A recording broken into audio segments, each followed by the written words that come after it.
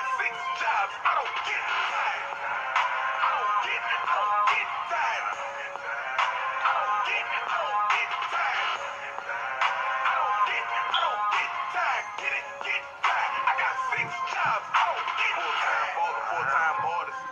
Hi, queens and kings, ladies and gentlemen.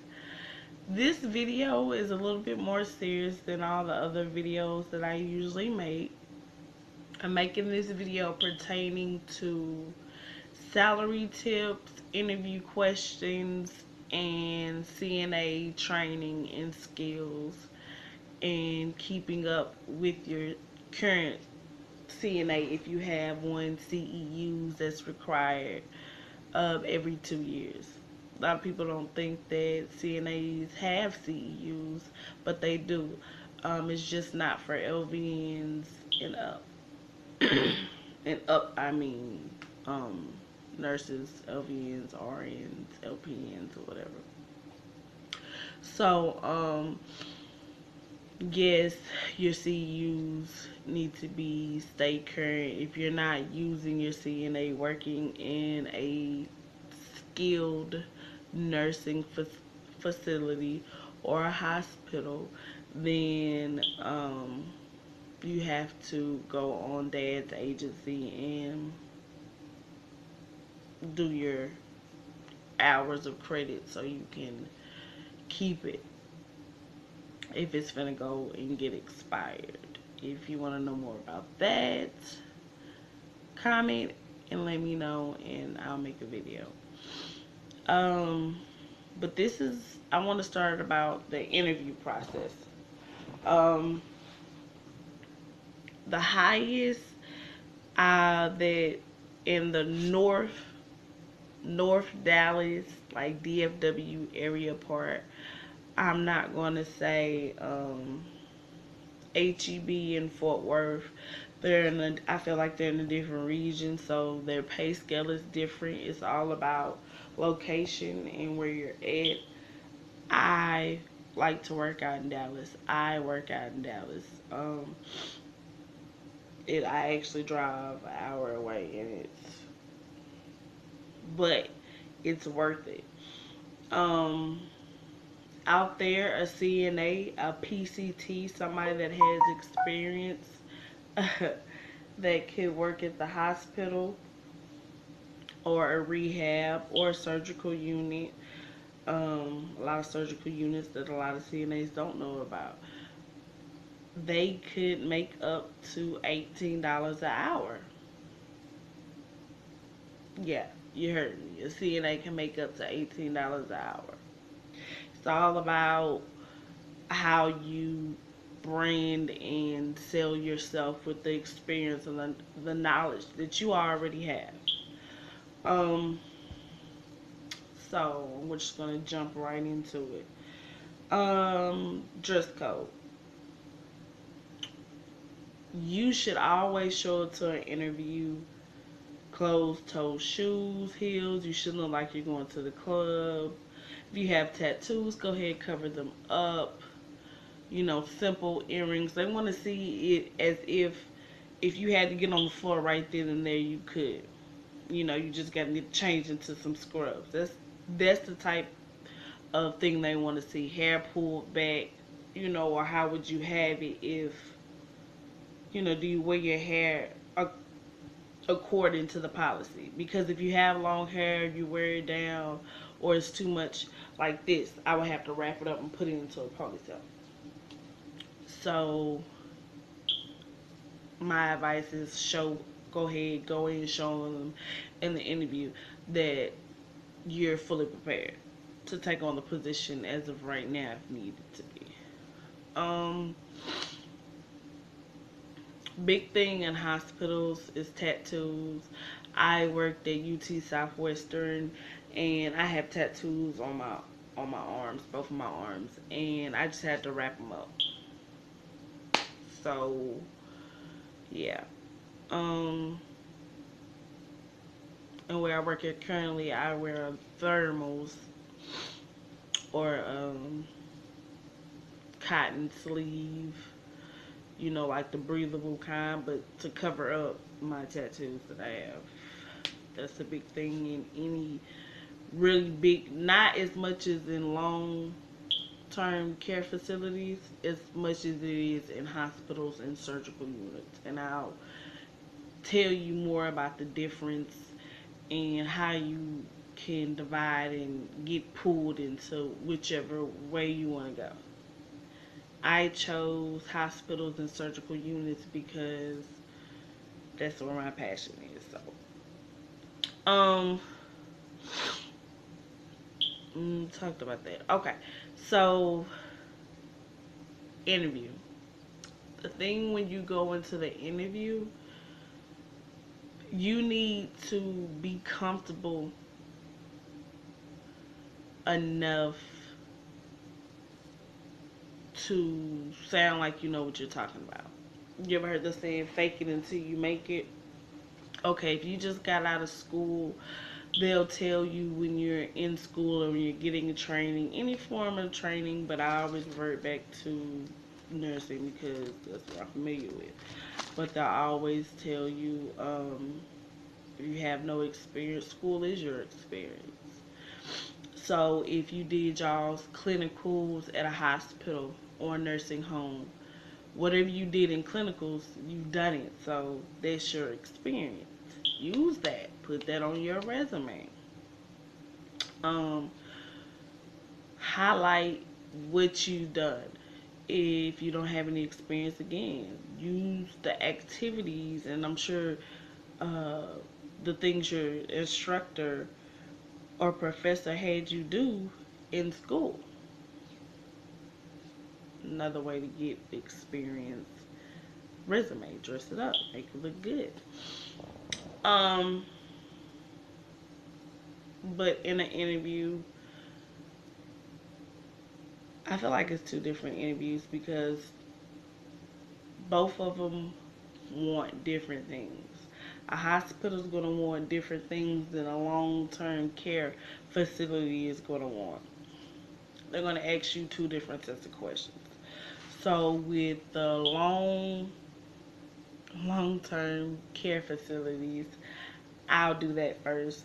I feel like it's shorter, it's quicker. They're basically going to want to know if you're going to work. I feel like working at a long care facility um, is basically geriatric patients. If you like older people, then great, that's for you. I feel like, you know, if you want to keep going into nursing, don't get stuck there. That's strictly for CNAs and CNAs. So, what if they're gonna want to know how many patients ratio to you can you handle? Have you handled a big load? If if it was only two aides for four halls, what would you be able to do? You know, what would you do if you were put in that position? Um, they really want to know about Hoyer lifts and equipment that you would have to use, and basically if state walks in the building, do you know your protocols and what's within your scope, and um, do you know how to feed, do you know how to bathe, and transfer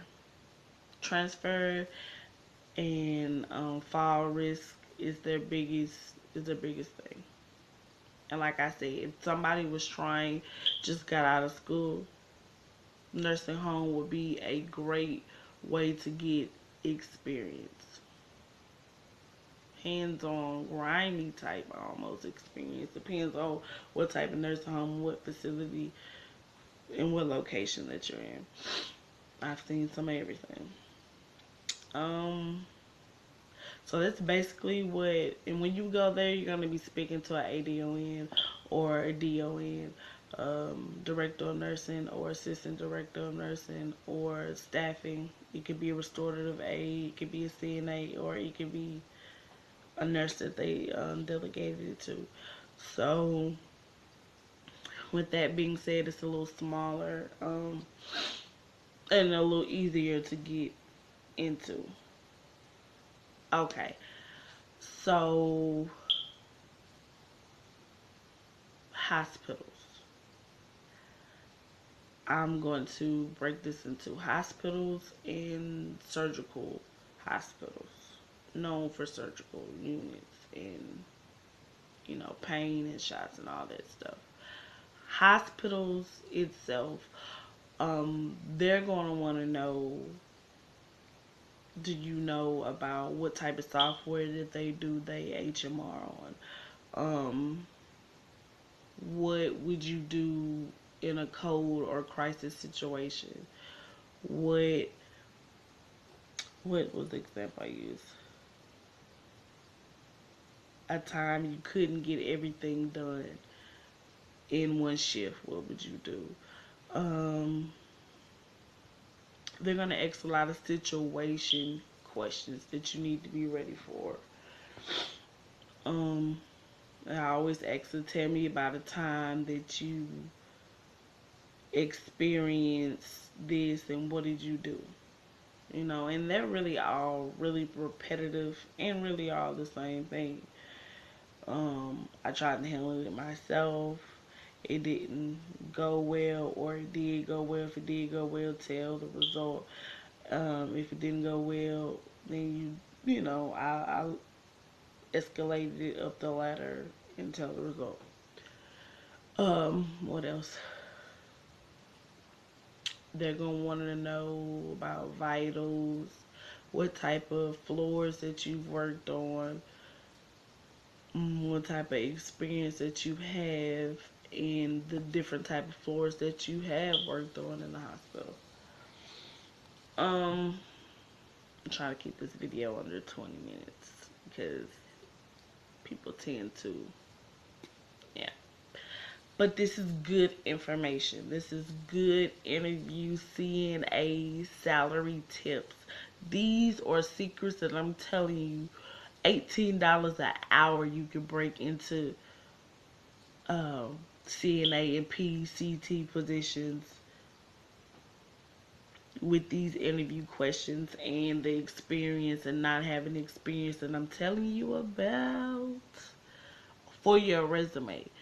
If you want me to make a video on how to make a perfect CNA or PCT, because it's my specialty, resume, comment, and I will tell you. So, um, that is what the hospital is going to want to know. Situationships. They like to throw in vital ranges. So it's different if you're working with PDs or if you're working with adults. I'm gonna tell you to look it up because I'm making a video and I don't want to rack my brain right now. We're gonna keep going. So they're gonna tell you to look for vital, and they might ask you about vital ranges. Um, and then they also might ask you, let me see, how to dispose of something and all that good stuff. Stuff that you should know if you've done it before or have experience in it. So only put stuff down that you have experience in, but whatever you do have experience in, highlight it, dress it up, make it sound good. Like IV. That's one example. You can put that you have experience with IV. Now, if you just say IV, they don't know if that means you know how to put in the IV or you just remove the IV. But it's going to intrigue them to ask you about, in the interview. And it might even get you in the door. You never know. They might be like, oh, she has IV experience or he has IV experience. I want him to come in. I want him to tell me a little bit more about how he has that experience. So it might just be, I'm in the door. Let me tell you what I can do and what I can bring to your company. So It's for hospital. Surgical units. I love surgical units because for a PCT and a CNA, I feel like it's less work. Just wholehearted, honestly. Depending on where you go to work at, it's more pay for less work again. Um, I've worked on GI and pain. I've worked on a post-surgical unit, and pre-op. So that's before and after surgery. And all of them are different. Um, all of them require different ADLs or different protocols for how to handle them. So, or how to even be on that floor, or how the floor goes in order to operate. So, they might ask you questions like that. But again, surgical unit is, if you're a PCT or a CNA, they're more likely to be customer service based. So you'll be the front end person. You'll be the first person that they see. You'll probably be taking them out doing transportation and all that good stuff. So it's not a lot of grunt work.